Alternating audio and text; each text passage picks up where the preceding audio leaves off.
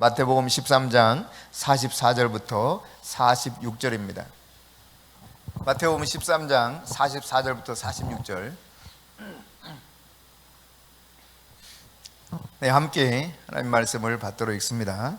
천국은 마치 밭에 감추인 보화와 같으니 사람이 이를 발견한 후 숨겨두고 기뻐하며 돌아가서 자기의 소유를 다 팔아 그 밭을 사느니라.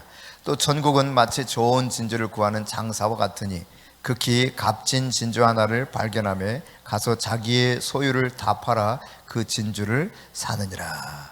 아멘. 예, 사진 한번 볼까요? 제가 여러분에게 여러분 이게 지금 사진이거든요. 사진인데 스스로 본인이 찍은 사진이에요. 소위 셀카죠, 셀카. 이 친구는 이제 인도네시아의 20살 먹은 대학생입니다. 5년 동안 셀카만 500장을 잘 찍어서 이제 그 NFT라고 해서 뭐라고 합니까? 대체 불가능한 토큰, 뭐 우리말로 바꾸면 그러는데 이런 거래하는 데 올려놨어요. 소위 이더리움이라고 하는 이런 화폐 같은 거, 화폐 아닌 화폐죠 현재. 이런 것을 이제 거래를 딱 올려놨는데 여러분 어때요? 이 사진 살만해요? 사서 좀 소유하고 싶어요? 근데 이 친구가 올려놓은 사진들을 사람들이 얼마나 많이 샀는지 모릅니다. 그래서요, 이 친구가 무려 이런 사진들로만 14억 원을 벌었습니다. 왜 사는지 모르겠대요. 자기도. 사진 내려도 돼요 이제. 어떤 거는요, 이제 조선일보에 따르면은 최고가가 한 장에 2,850만 원. 어떤 거는 이제 다른 신문에 의하면 358만이라고 기록되어 있는데요. 어쨌거나 여러분, 저런 사진 그 비싼 돈 주고 사겠어요? 근데 사람들이 좀 미쳤나 봐. 진짜 미치긴 미쳤어요. 그래서 저렇게 아무것도 아닌데 왜 사는지도 본인도 모르겠대요. 본인도. 사람들이 왜 내 사진을 사지? 근데 사진 올렸다가 대박이 난 거예요. 가치가 있어서 그런 것이 아니라 돈 쓸 데가 없는 사람들이 마구 그냥 돈을 쓰는 거죠. 예. 근데 여러분, 인간의 생명의 가치를 먹여본다면 얼마나 할 수 있을까? 내 목숨의 가치. 지금도 이제 첨예하게 의견이 대립되고 있지만 낙태를 해도 된다? 해서는 안 된다. 낙태 찬성하는 사람들은 아마 생명의 가치가 그만큼 없다고 판단할 겁니다. 그러나 생명을 보호하는 옹호론자들 같은 경우는 그 생명의 값을 아무래도 낙태에 찬성하는 사람들보다는 훨씬 더 값을 더 많이 쳐주겠죠. 값으로 환산한다면. 여러분, 진화의 끝단계 속에서 우리가 인간의 모습으로 이렇게 되었다라고 판단하는 사람들과 우리는 그게 아니라 하나님의 형상을 닮은 하나님의 자녀야 이렇게 보는 사람과 누가 과연 더 가치를 인정하고 살아갈까요? 여러분, 하나님께서 우리 각 사람에게 그분이 인정하시는 가치가 있거든요. 하나님은 나를 어느 만큼의 가치를 두고 말씀하실까? 베드로전서 1장 18절 19절은 이렇게 말합니다. 같이 읽습니다. 너희가 알거니와 너희 조상이 물려준 헛된 행실에서 대속함을 받은 것은 은이나 금같이 없어질 것으로 든 것이 아니요 오직 흠없고 점없는 어린 양 같은 그리스도의 보배로운 피로 된 것이니라. 아멘. 그러니까 하나님께서 우리 인간의 가치를 먹일 때에 이 세상의 금은 포와 모든 각종 귀금속 보석들을 다 갖다가 놔도 바꿀 수 없는 존재, 그렇게 인정하는 거죠. 너무 가치 있는 존재이기 때문에 자기의 유일한 아들인 예수 그리스도의 그 보배로운 피를 통해서 우리를 값을 주고 사셔서 구속해 주셨다, 이렇게 말씀하고 있습니다. 그래서 고린도전서 7장 23절에도 사도 바울도 그렇게 말하고 있죠. 너희는 값으로 샀다. 근데 이 값으로 샀다는 말은 아주 비싼 값으로 샀다는 이야기입니다. 그리스도의 보배로운 피값으로 샀다는 이야기입니다. 우리가 그런 존재입니다, 여러분. 하나님의 아들의 피값으로 우리가 구속함을 받은 존재예요. 이런 사실을 여러분이 깨달아야 됩니다. 나 한 사람의 영혼의 가치는 세상과 바꿀래야 바꿀 수가 없습니다. 이 사실을 여러분이 절대로 잊지 마십시오. 내가 얼마나 존귀한 자인가, 이걸 깨달아야 돼요. 마귀는 여러분을 끊임없이 속이려고 할 겁니다. 너는 더 이상 인정받을 수 없는 그런 존재다. 너는 더 이상 하나님께 관심 없는 존재야. 야, 너 봐라, 늘 죄 속에서 살아가고 타락해서 그냥 그렇게 엉터리 같은 인생을 살아가고, 네가 얼마나 부패했는지 너도 잘 알잖아. 너 봐봐, 뭘 제대로 해내서 성공한 적이 있는지. 너 실패한 인생밖에 없는데 너 무슨 그런 가치가 있겠냐? 하나님이 너에게 무슨 관심이 있겠냐? 이게 다 누구 이야기예요? 마귀야, 마귀. 사단이 하는 소리라 이 말입니다.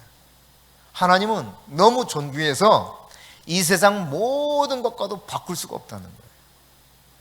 여러분, 예수님이 뭘 말씀했습니까? 마가복음 8장 36절 37절에 이렇게 말하잖아요. 온 천하보다도 목숨이 귀하다는 거예요. 우리 목숨이.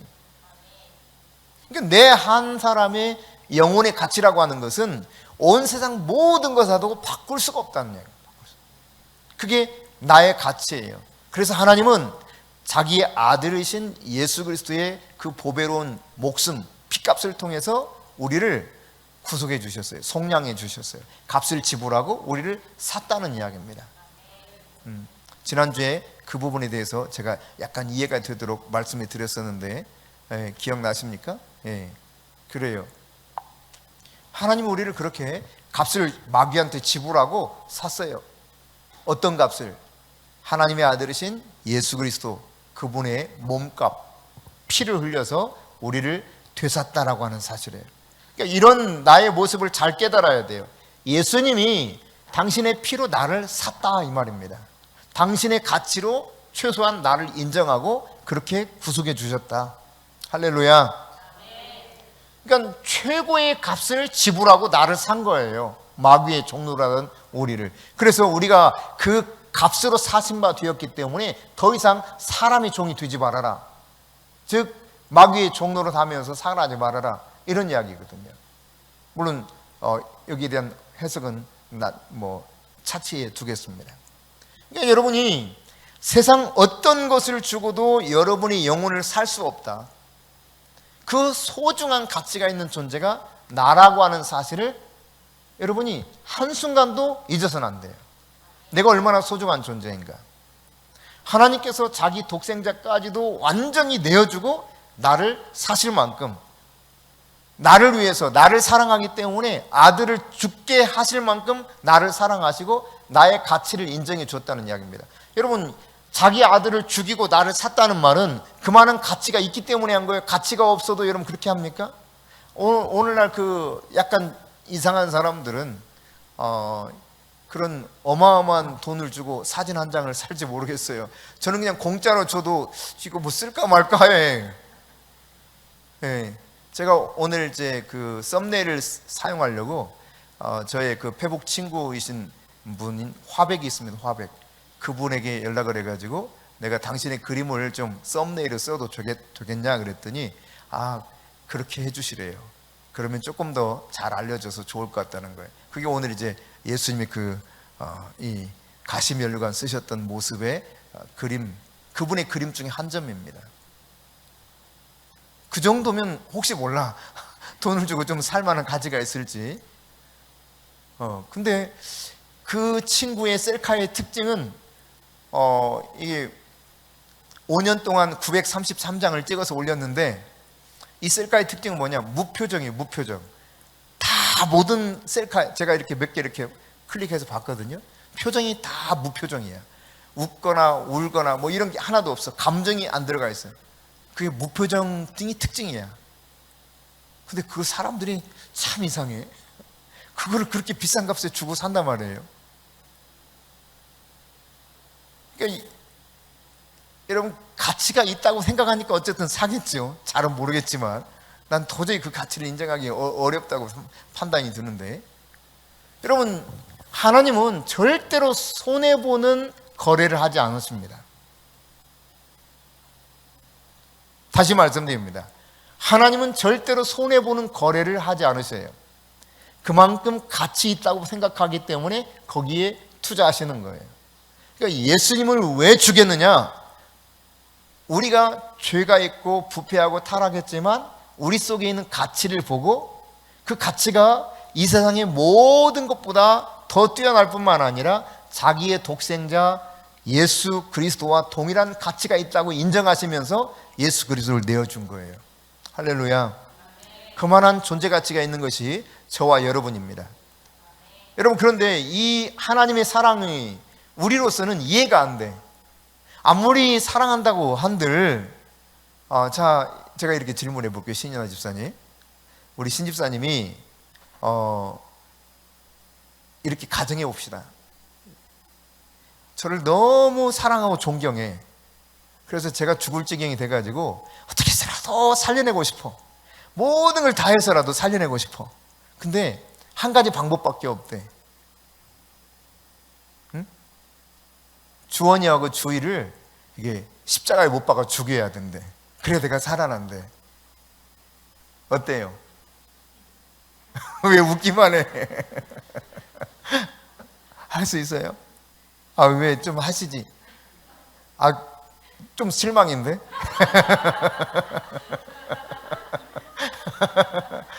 여러분, 아무리 사랑하고 존경해도 우리가 정말 우리의 자식을 내어줘서 십자가에 못 박아 죽이고 과연 살려내겠는가?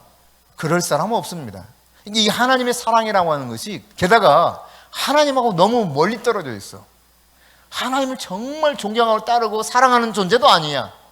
저 죄 가운데도 완전 처박혀가지고 마귀의 하수인 노릇하고 있어요. 근데 그런 나를 위해서 하나님이 자기의 유일한 아들 예수를 십자가에 못 박아 죽이고 우리를 샀단 말이에요. 이게 도저히 이해가 안 돼요. 하나님의 사랑이라고 하는 것이. 여러분, 하나님의 사랑은 이해되는 것이 아닙니다. 하나님의 사랑은 믿음으로 받아들여지는 거예요. 그분이 계시해 주셔야만 하나님의 사랑이 이렇구나라고 하는 것이 좀 깨달아지는 거예요. 여러분, 사람들한테 하나님이 당신을 사랑해서 십자가에서 자기 아들을 못 박아 죽이셨대. 그 사실을 너 믿고 돌아와 라고 하면 대체로 어떤 반응을 보일까요? 미쳤다 야. 왜 자기 아들을 죽였대? 엉뚱한 반응이 나오는 것이 거의 대부분이겠죠. 이해가 안 돼요. 이해가. 인간은 이해가 되면 쉽게 받아들이는데 이해가 안 되는 것이 하나님의 사랑이에요. 하나님의 사랑은 하나님이 알려주셔야 돼요. 이걸 계시라 그래. 계시. 하나님이 계시해 주셔야 이게 깨달아지고 이게 믿어져요. 정말 하나님이 나를 너무너무 사랑하셨구나. 십자가에서 자기 아들을 내어주시고 자기 아들만큼이나 나를 존귀하게 여기시고 나를 구해내셨구나. 그 죄와 저주와 사망 가운데서 사탄의 하수인 노릇하며 살아간 나를 그렇게 구원해주셨구나. 이 사실을 깨닫게 될 수 있는 한 가지 방법이 있다면 하나님이 우리에게 그 사랑을 계시해 주셔야 돼요. 알려주셔야 돼요. 그래야 믿어지는 것입니다. 여러분, 에베소서 3장 14절부터 19절 말씀 우리 한번 한 절씩 읽어볼까요? 이러므로 내가 하늘과 땅에 있는 각 족속에게 그의 영광의 풍성함을 따라 그의 성령으로 말미암아 너희 속사람을 능력으로 강건하게 하시오며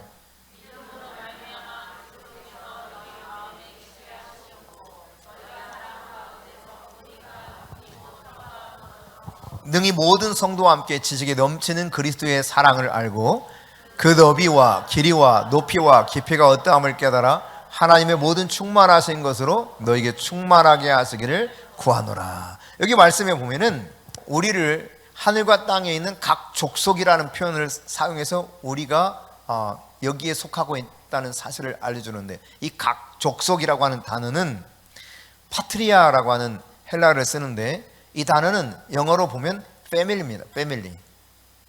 가족이에요. 가족. 그러니까 내가 하늘과 땅에 있는 각 가족에게 이름을 줬다, 이렇게 말합니다. 다시 말해 우리는 하나님의 가족이란 말이에요. 하나님과 같은 가정 안에서 살아가고 있는 거예요. 그게 바로 우리라고 하는 존재라고 하는 것을 성경이 말하고 있습니다. 여러분, 우리가 하나님의 가정, 하나님의 같은 식구가 됐다는 사실에 대해서 여러분 인정돼요? 받아들여져요? 네. 그러니까 하나님을 아버지라고 부르잖아요. 아버지라 부르시는 것은 로마서에서 말씀하고 있는 것처럼 아들의 영, 양자의 영을 우리에게 부어주셨기 때문에 우리가 하나님을 아빠, 아버지라고 부를 수 있게 된 겁니다. 하나님께서는 그 각 가족들에게 이름을 주셨다는 이름. 네. 그렇습니다, 여러분. 그럴 뿐만 아니라 그 뒤에 다시 말씀을 보니까 각 족속에게 이름을 주신 아버지 앞에 무릎 꿇고 비는데 뭐라고 말합니까? 그의 영광의 풍성함을 따라서 너희 속사람을 능력으로 강건하게 하시고 또 이런 마음에 그리스도가 계시게 하시고 사랑 가운데 뿌리가 박히고 그 다음 모든 지식에 넘치는 그리스도의 사랑을 알아서 하나님이 그 사랑이 얼마나 놀라운가, 그 너비와 높이와 깊이 이런 것들을 잘 깨달아서 너희로 하여금 이 충만하게 되도록 기도하라, 이렇게 이야기하고 있죠. 그러니까 가족들에게 어떤 것을 이야기하고 있냐면 하나님의 영광의 풍성함을 받을 권리가 있다는 사실을 가르쳐 줍니다. 하나님의 풍성한 그 은혜를, 하나님의 영광의 풍성한 그 은혜를 가족인 그분이 이미 가족으로 삼아 주셨기 때문에 내가 그 하나님의 영광의 풍성함을 누릴 수 있는 자격이 주어졌다는 사실을 성경이 가르치고 있는 거예요. 그래서 여러분, 이런 풍성하신 가운데 하나가 뭐냐면 우리 마음 가운데 살아계신 하나님의 성령이 임재하시는 겁니다. 그 풍성한 것 가운데 하나가 그거예요. 성령님이 내 안에서 임재하셔요. 내주하셔요. 할렐루야. 하나님 아버지께서 우리에게 성령을 주셔서 속사람을 강건하게 하십니다. 그래서 믿음으로 말미암아 그리스도께서 우리 안에 거하신다는 사실, 이것을 알게 하셔요. 뭐 때문에 그러면 이것을 알게 하시는가? 다시 17절 하반절부터 봅니다. 자, 능히 너희가 여기서부터 같이 19절까지 한번 보겠습니다. 시작. 너희가 사랑 가운데서 뿌리가 박히고 터가 굳어져서 능히 모든 성도와 함께 지식에 넘치는 그리스도의 사랑을 알고 그 너비와 길이와 높이와 깊이가 어떠함을 깨달아 하나님의 모든 충만하신 것으로 너희에게 충만하게 하시기를 구하노라. 여기 보니까 결국은 하나님께서 예수 그리스도를 십자가에 내어주시고 우리를 살리신, 구속하신 사건을 통해서 하나님은 우리에게 하나님의 영, 성령을 보내주셔요. 성령이 내주하게 하십니다. 성령이 임재하시게 하십니다. 그래서 이 성령을 통해서 하나님의 사랑을 알아가게 하는 거예요. 하나님의 사랑이 어떤 것인가 알게 만들어요. 그 사랑의 길이와 넓이와 높이와 깊이가 어떠한가를 알 수 있도록 하기 위해서 하나님은 우리에게 바로 이런 놀라운 은혜를 주신다고 하는 사실을 가르쳐주고 있어요. 근데 그리스도 예수의 사랑이 어떤 것입니까? 18절에서 표현하고 있는 것처럼 지식에 넘치는 그리스도의 사랑이에요. 그러니까 우리 지식으로는 이거를 판단할 수 있는 힘이 없어요. 우리 지식의 훨씬 분량을 뛰어넘는 것이 그리스도의 사랑이에요. 따라서 여러분, 우리가 인지해가지고 이해해서 하나님 그 그리스도의 사랑을 깨달을 수 있는 게 절대 아니라는 이야기입니다. 그렇게 해서 깨달을 수가 없어요. 그러므로 우리 이성으로 하나님의 사랑을 이해하려고 하면 실패할 수밖에 없습니다. 불가능합니다. 따라서 여러분, 하나님의 사랑이라고 하는 것은 영적으로 이해가 돼야 돼요. 그래서 성령님이 내 안에서 그것을 계속 성령을 통해서 영적 분별력을 우리에게 부어주셔서 하나님의 사랑이 이렇구나 이것을 깨달아가게 하는 거예요. 우리가 똑똑해서 하나님의 사랑을 받아들이고 이해하는 것이 아니라 그리스도의 사랑은 지식이 넘치는 거라니까요. 우리 지식을 훨씬 오버해서 도저히 우리가 이것을 다 받아들일 수가 없어요.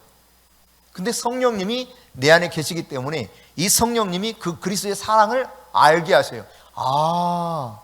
이게 그리스도의 사랑이구나. 이 사랑의 길이와 넓이와 높이와 깊이가 와, 정말 풍성하구나. 이거를 알게 하는 게 바로 내 안에 계신 성령님이시다. 할렐루야. 그러니까 성령을 통해서 분별력이 주어지는 겁니다. 이것을 다르게 표현하면 계시라고 말할 수 있어요. 이걸 깨달아가는 거야. 그렇구나. 하나님의 사랑은 그러므로 이렇게 계시를 통해서 깨달을 수 있는 사랑입니다. 여러분, 그 사랑에 대한 이야기가 다양하게 표현되어 있는데 오늘 우리가 읽었던 마태복음 13장 두 가지 비유만 살펴봤는데 이 두 가지 비유를 통해서 하나님의 사랑이 얼마나 깊고 넓고 큰지, 높은지 이 사실을 조금 알 수 있게 해주는 것이 우리가 읽었던 마태복음 13장 44절부터 46절에 나타난 두 가지 비유를 통해서 천국을 소개해 주고 있는 거예요. 자, 먼저 여러분, 땅에 감추인 보화에 대해서 이야기하고 있죠. 밭에 감추인 보화가 있어요. 근데 어떤 사람이 마침 그 밭에 엄청난 보화가 감춰져 있다는 사실을 발견한 거야. 자, 너무 흥분해가지고 그 밭에 있는 보화를 홀라당 다 가져갔어. 그럼 어느 날 갑자기 엄청난 부자가 됐을 거 아니야. 추적하다 보면은 어떤 이야기가 나올까요? 그 사람 그 밭에서 그 보물 상자 하나 발견해서 그렇게 됐어. 소문날 거 아니에요. 그러면 그 땅 임자가 그 소유주이기 때문에 그거 달라 그러면 꼼짝없이 줘야 됩니다. 그러니까 이 사람이 바로 이것을 가져가지 않고 어떻게 하느냐, 다시 묻어둬. 아무도 모르게 싹싹싹 묻어둬요. 그러니까 생각난다. 초등학교, 중학교 다닐 때 아침에 일어나면 조깅을 했거든요. 오목대라고 하는 곳에 이제 갔다가 이렇게 돌아오는 것이 보통이었고, 조금 시간적 여유가 있으면 오목대에서 다시 이목대까지 가서 이렇게 뛰고 이렇게 왔었어요. 근데 그 당시만 하더라도 사람들이 데이트 코스가 너무 이렇게 한정적이었고 또 노는 장소가 한정적이었어. 놀 데가 별로 없으니까 그런 데서 많이 놀았어요. 이렇게. 그래서 그런지 말이지 오목대에 가다 보면요, 돈이 많이 떨어져 있어. 아침에 특히 가면, 밤에 예전에는 봉창이라 그러죠. 호주머니가 이게 잘 터져 있어. 바느질이 잘 안 돼가지고요. 잘 모를 거야 이 사람들은. 예. 옛날에는 바느질이 제대로 안 돼가지고 여기 호주머니에다 돈 넣어가지고 다니면 언제 빠져 있어. 다 빠져 있어. 빈털털이 돼서 올 때도 있어요. 그래서 그런 것도 있을 거예요. 아침에 조깅을 하다 보면은 돈이 막 떨어져 있는 거야. 어느 때는 이제 어린 애들이 부모님 돈 몰래 훔쳐가가지고 논단 말이야. 노는 것 중에 하나가 뭐냐면 소위 쌈치기라고 해요. 쌈치기. 아는지 모르겠다. 쌈치기. 아찌두지 쌈, 쌈치기를 해요. 근데 아마 그런 짓을 하다가 놀다가 돈을 가져가면 뭐 들키게 생겼거나 뭐 했는지 땅속에 묻어두고 간 사람들이 많았어요. 어쩌다 이제 뭐 하다가 이렇게 땅을 파다가 돈이 막 나오는 거야, 진짜. 돈이 너무 많이 나와. 막 줬다가 이제 학교 가야 될 시간이야. 거의 다시 딱 묻어둬. 여기 돈 더 있지 하고 막 이제 왔다가 다시 가가지고 거기 이제 파서 돈 가져오고 그랬던 기억이 있어요. 그러니까 여러분, 땅에 감추인 보화를 찾은 사람이 얼마나 흥분됐겠어. 나는 동전 그렇게 떨어져 있기만 해도 막 흥분돼가지고 100원짜리 그러다가 지폐가 또 숨겨져 있는 것도 있더라고, 세상에. 그래서 그때 일부러 막 오목대 열심히 갔어요. 그 맛에. 근데 어쨌거나 여러분, 얼마나 흥분됐겠어. 근데 이것을 바로 감춰뒀다가 어떻게 했다고 그랬습니까? 이걸 자기 것으로 하기 위해서 자기 전 재산을 다 팔았어. 그리고는 밭주인한테 가는 거예요. 내가 이 밭이 꼭 정말 마음에 드는데 한번 팔아라고. 원하는 가격 다 주겠다고. 여러분, 거래를 하는 데 있어서 한쪽에다 막 땡기면 어때요? 저 뭐야? 저 사람 진짜 살 것 같다. 그러면 평상시 가격보다 막 업을 시켜도 사요, 안 사요? 덤벼요, 안 덤벼요? 덤비잖아요. 그러니까 이게 이쪽에서도 딱 낌새를 차린 거지. 비싸게 불렀을 거예요, 아마. 여기 자세히는 안 나와 있어요. 근데 그럴 거예요. 예. 근데 어떻게 했습니까? 자기 소유를 다 정리해가지고 그 밭 하나 샀어요. 왜? 거기에 뭐가 있기 때문에? 보화가 감춰져 있기 때문에. 이게 천국이다 그랬거든요. 마치 밭에 감추어진 보화와 같다. 이것을 해석할 때 크게 두 가지로 해석합니다. 네. 자, 하나는 이런 거예요. 이 사람은 누구냐? 이 사람은 성도다, 성도. 성도가 밭에 감추어진 보화를 발견했다는 것은 천국을 발견한 거다. 그래서 그 천국에 내가 정말 천국을 내가 소유하기 원한다면 모든 걸 다 팔아서라도 기어이 그거 사지 않겠냐. 그래서 집 팔고 냉장고 팔아서 천국 산다는 노래가 생긴 거예요. 그런 관점에서 해석을 하기 때문에. 그러나 정반대의 해석이 있어요. 그게 뭐냐면 오늘 여러분과 같이 나누고 싶은 이야기입니다. 이 지나가는 행인은 사람은 누구냐? 예수님이 예수님이 가다가 감추인 보화를 발견한 겁니다. 그러니까 아직 문제덩어리가 많아. 해결해야 될 문제가 많은데 이게 보화야, 보화. 땅 밑에 보화가 있어. 이게 장차 믿게 되어서 하나님 나라 백성들 모든 사람들을 이야기하고 있는 겁니다. 바로 저와 여러분을 이야기하는 거예요. 우리에게 있는 그 영원한 가치를 보시고 모든 것을 다 팔아서 사버렸던 것처럼 자신의 전 재산이라고 할 수 있는 몸을 내어주고 우리를 샀다라고 하는 이야기다. 여러분 어느 것이 여러분에게 확 더 은혜로 와닿아요? 마음대로 취하세요. 하나님의 사랑이라고 하는 관점에서 보면 후자예요, 후자. 하나님의 사랑이 얼마나 놀랍고 큰지. 사실 예수님은 모든 것의 주인이시잖아요. 근데 이 땅에 감추인 보화와 같은 그 존재, 우리가 흑진주를 발견했다 그럽니까? 그런 표현 쓰기도 하잖아요. 별 볼 일 없는 사람 가운데서 야 진짜 저 사람 대단히 보석 같아 라고 했을 때 와 우리가 흑진주를 발견했다 이런 표현도 쓰는데 어쨌거나 여러분 우리가 얼마나 가능성이 있고 얼마나 가치 있는가를 생각하시고 그리스도 예수께서 하나님이 그리스도 예수를 십자가에 내어주고 자신의 모든 것이라고 할 수 있죠. 이걸 내어주고 그 감추인 보화와 같은 나 자신을 샀다는 이야기입니다. 이것이 바로 하나님의 사랑이라는 이야기예요. 그게 바로 천국이라는 이야기입니다. 한편 여러분 어떤 이야기가 또 있습니까? 여기 이제 진주장사가 좋은 진주를 구하러 다녀요. 그럴 거 아닙니까? 진주장사는 좋은 거 사다가 비싸게 이렇게 팔아 넘겨야 제대로 장사해서 이익을 남기잖아요. 물건 좋은 거 가져와야 잘 팔리고 물건 좋은 거 가져와 비싸게 팝니다.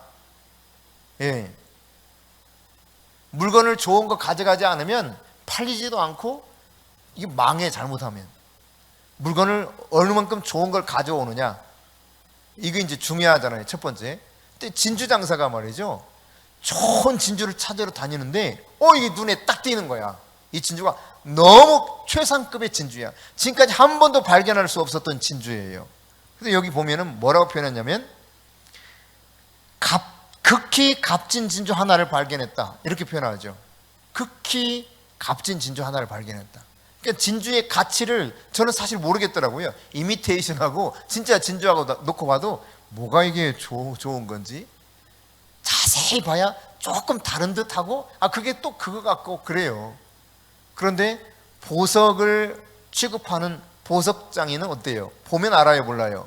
알잖아요. 그러니까 얼마나 이것이 정말 극히 값진 진주인가를 깨닫고 가서 어떻게 합니까? 이 진주 장사가 자기 소유를 싹 팔아버렸대. 뭐 때문에? 그 진주 하나 살려고. 실화 중에 하나인데요. 그냥 그 돌멩이 같은 거를 이렇게 이렇게 싸놓고 파는 거예요.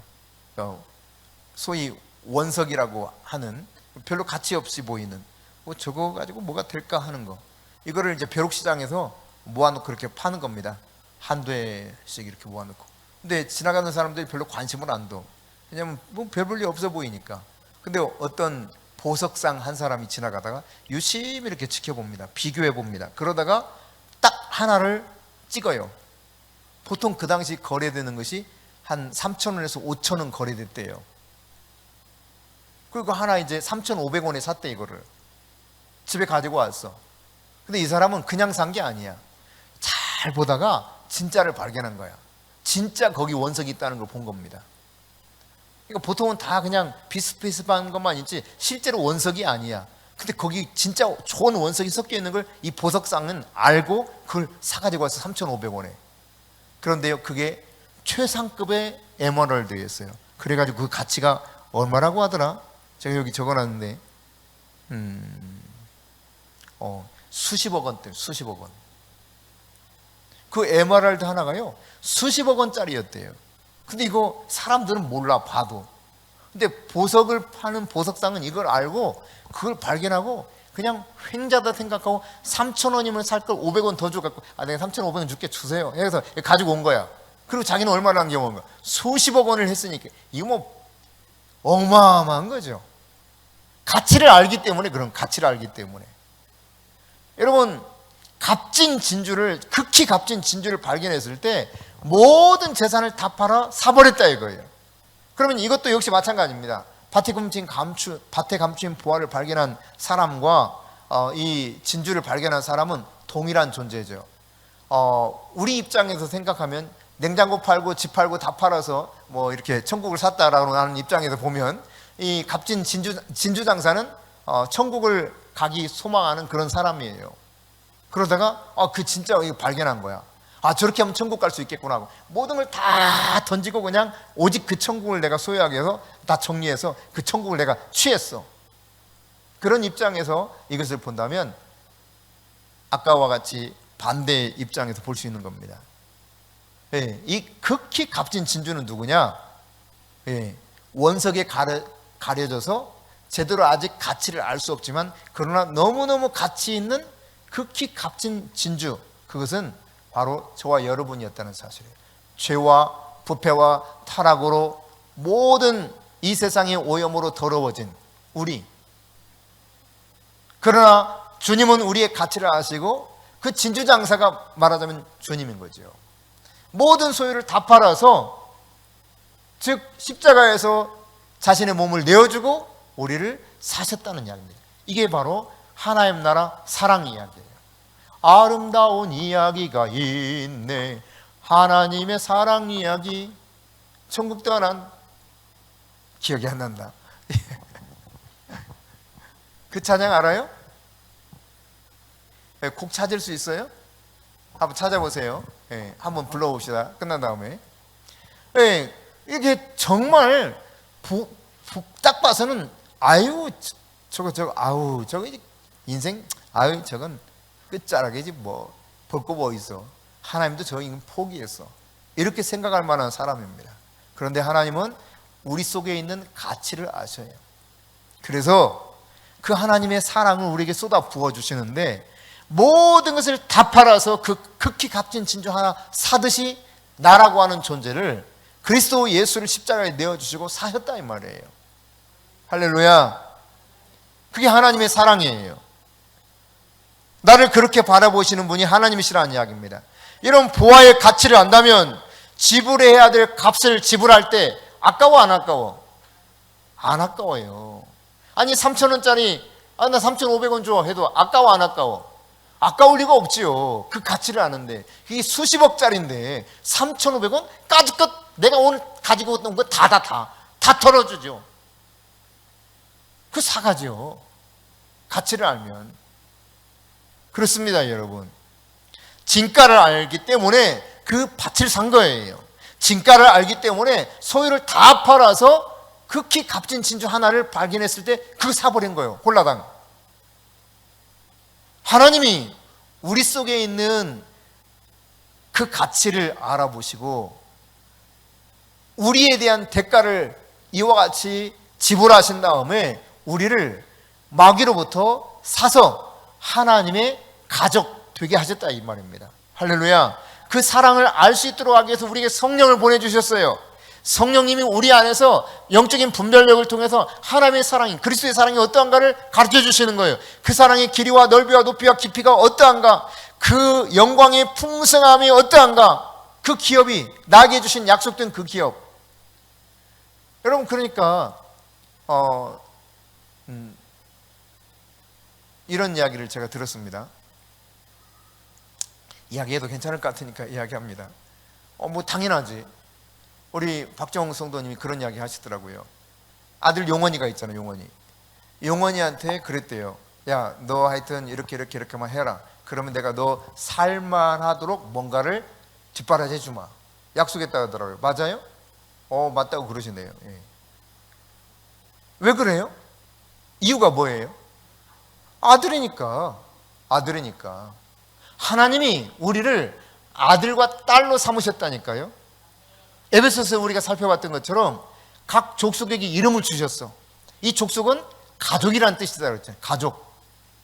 우리를 가족으로 삼으시고 우리에게 이름을 주셨을 뿐만 아니라 그 기업의 영광의 풍성함이 무엇인가를 알게 하시는 거예요. 야, 내가 너에게 줄 기업이 얼마나 풍성한지 알기나 해? 하나님 그러시는 거예요. 그러면서 성령을 통해서 이런 것들을 알아가게 하시는 거예요. 이걸 알았기 때문에 사도 바울이 자기가 이전에 가치 있는 것이라고 생각했던 거, 정말 이것은 어느 누구에게도 양보하고 싶지 않다 생각했던 이 모든 것들 다 내려놔 버립니다. 그것을 심지어 사도 바울은 말하고 있죠. 배설물로 여긴다. 똥으로 여긴다는 뜻입니다. 똥. 그렇게 이전에는 그게 너무너무 가치 있는 것들이었어요. 최고의 학문과 잘 나가는 명성, 그에 따른 자기의 보장되는 어떤 여러 가지 것들, 이것들이 최고로 자랑스러운 것이었고 최고의 가치가 있는 것이었어요. 근데 가장 귀한 그리스도를 발견하고 나니까 이 너무 고귀한 지식을 깨닫고 나니까 이것들이 아무것도 아닌 거예요. 이걸 배설물로, 똥으로 여길 만큼 가치 없는 것이라는 것을 깨닫게 된 것입니다. 그래서 진짜 가치 있는 것을 추구하면서 살아가게 되는 것입니다. 여러분, 하나님은 이렇게 말씀하시고 있는 거예요. 내가 너를 소유할 수만 있다면 나는 어떤 대가라도 지불하겠다. 그게 십자가에서 우리를 향해서 선언해 주신 하나님의 음성인 것입니다. 내가 너를 나의 자녀로 소유할 수만 있다면, 내가 너를 자녀 삼을 수만 있다면 나는 나의 모든 것을 너에게 다 쏟아부을 수 있어. 그게 아버지 하나님이 우리를 사랑하시는 모습이에요. 네. 비록 여러분 죄 가운데 있고 타락해서 부패한 삶을 살아가고 있고 우상 앞에 엎드려 우상 숭배를 했던 사람일지라도, 여러분 지금도 이렇게 정말 저 인간은 도저히 구원받아서는 안 되겠다 싶은 그런 사람이 있을 수 있습니다. 그럴지라도 하나님은 그런 사람 하나하나조차도 주님의 눈에는 감추인 보화처럼 보인다니까요. 극히 값진 진주처럼 보이는 거예요. 할렐루야. 그게 과거의 우리의 모습이었고 주님 그런 눈으로 지금도 그 가치 있는 존재들을 찾으려 다니시는 거예요. 이 사랑을 깨닫고 나오는 자가, 그 예수의 이름 앞에 나오는 자가 이 놀라운 사랑을 힘입어서 하나님의 자녀로 딱 등재되고 그 기업의 영광의 풍성한 것을 동일하게 예수님처럼 받아서 공동 상속자가 되는 엄청난 특권의 사람으로 바뀌게 된다는 이야기입니다. 게다가 그 사랑이 얼마나 놀라운가를 조금씩 계속 깨달아가는 거예요. 네. 여러분, 성경은 한마디로 하나님의 사랑 편지입니다. 하나님이 우리를 얼마나 사랑하는가를 다양한 모습으로 세세하게 기록되고 있는 것이 바로 성경이에요. 그러니까 성경을 알면 알수록 하나님이 나를 이렇게 사랑하신다고? 이걸 깨닫게 되는 거예요. 하나님의 사랑을. 여러분, 성경이 기록되던 당시 신약 시대에는요, 여러분 그 전자 제품 파는 판매상 같은 데 가면 흔히 그런 거 보실 거예요. 이제 뭐 여기 가도 하이마트도 있고 그다음 무슨 LG 뭐도 있고 삼성 뭐도 있고 그러잖아요. 그죠? 그 매장에 가면은 쭉 돌다가 마음에 드는 게 있긴 있어. 가격도 아주 딱이야. 근데 간혹 뭐라고 돼 있어요? 이렇게 딱지가 붙어 있어. 뭐라고 돼 있어요? 예? 좀 크게 말하면 안 들려요. 네? 네? 전시용. 그런 딱지도 간혹 있죠. 판매 완료. 네. 혹은 뭐 이미 예약됐다는 표시. 보통 판매 완료 이렇게 써 있죠. 이미 그거는 지금 아직 이게 출하만 안 됐지 이미 계약이 다 끝나버렸어. 이거 누가 손을 못 대. 왜? 이미 다 거래가 끝나버렸으니까. 이런 것처럼 여러분, 신약시대에도 거래가 시장에서 완료된 것은 텔레오라고 하는 도장을 빵 찍어서 이렇게 표시를 해놨어요. 도장 찍힌 걸로. 근데 이 말은 완불됐다 그런 뜻입니다. 값이 완전히 지불됐다 그런 뜻이에요. 지불 완료 그런 뜻이에요. 이해됐어요? 텔레오 딱 도장이 찍혀 있어. 판매 완료 이렇게 붙어 있는 것처럼 텔레오 시장에서 거래가 끝났다 이 말이에요. 지금 여기 보이긴 보이지만 전시되어 있긴 하지만 그게 여기서 파생된 단어가 테텔레스타이예요. 다 이루었도다. 이 말은 무슨 말입니까? 나에 대한 모든 죄값을 다 지불 완료했다는 거예요. 누가? 예수님이. 어떻게? 십자가에서 피 흘려 죽으심으로. 할렐루야. 이게 바로 테텔레스타이예요. 나를 위한 모든 그 치러야 될 값을 예수님이 지불 완료하셨어요. 내가 더 이상 할 게 없습니다. 나는 예수님 그리스도의 십자가에서 흘린 그 피, 그것을 인정하고 받아들이는 순간 나는 예수님과 동일하게 하나님의 가족이 되었고 그 기업의 영광의 풍성함을 누릴 수 있는 자격을 얻게 되었고 그 하나님의 사랑을 나도 누릴 수 있는 사람이 됐어요. 그 사랑의 길이와 넓이와 높이가 깊이가 어떤가를 깨달아가면서 그 사랑을 더 많이 누릴 수 있는 엄청난 특권의 자리로 내가 옮겨가 있다는 사실이에요. 할렐루야. 그런 가치를 내 속에 두고 계속 찾고 찾으시다가 발견해서 값진 진주처럼, 극히 값진 진주처럼, 감추인 보화처럼 나를 발견하고 막 기뻐하시는 그 하나님의 모습, 주님의 모습을 한번 상상해 보십시오. 이렇게 생각하면 돼요. 예주가 얼마나 귀해, 그치? 예주 없이는 못 살 것 같아. 맞아요? 아, 그렇진 않아? 그런 때는 그렇다고 해야 돼. 그래, 너무 솔직했어. 그러면 안 돼. 엄마가. 나 이제 바꿀래. 신하이사님, 주원이 없으면 못 살아? 어? 웃기만 하네, 또. 이게 어떡하냐. 이 엄마들이 좀 이상한데? 아니, 뭐, 다른 거 많이 있으면 뭐해? 내가 돈 좀 있으면 뭐해? 자식이 없는데. 자식이 도둑 맞았어. 그러니까 자식이 누군가 이렇게 납치해 갔어, 납치. 뭐, 그러든 말든 나는 난 잘 먹고 잘 살래. 이럴 거야? 이제 아니래. 그렇지, 당연하지. 그럴 리가 없지요. 어떻게 살아도 어떻게 찾아와야 될 거 아니에요, 내 자식. 그게 하나님의 입장인 거예요. 원수 마귀에게 빼앗겼던 우리를 다시 되찾아오기 위해서 구약시대의 다양한 방법을 통해서 했지만 이게 완전치 못해. 그래서 예수 그리스도를 십자가에 내어주고 대가를 완전하게 지불 완료한 다음 나를 되찾단 말이에요. 이게 속량이에요, 속량. 구속이란 말이에요. 할렐루야. 그러므로 여러분, 내가 얼마나 하나님 앞에 소중한 존재인가, 가치 있는 존재인가, 이걸 깨달으시고, 비록 아직도 그냥 엎치락 뒤치락 하면서 찌그락짜그락 하면서 하나님 앞에서 버팅겨 보기도 하고 하나님이 하지 말라는 거 그냥 못된 짓거리 하기도 하고 그렇지만 너무 귀한 존재. 이미 애주가 날마다 엄마 마음을 흡족하게 해요. 속 뒤집어 놓을 때도 있죠. 어린데도. 그렇다니까. 그래도 어떻게 납치돼서 가 있으면 안 구해오냐고. 나만 편안하게 먹고 살아. 내가 그 속 썩인 거, 아유, 잘 됐다. 아유, 난 이제 예주하고 이제 빠이빠이하고 나 혼자 편하게 살래. 그런 마음 가지고 살 수 있어요? 말도 안 되잖아요. 그게 하나님이에요.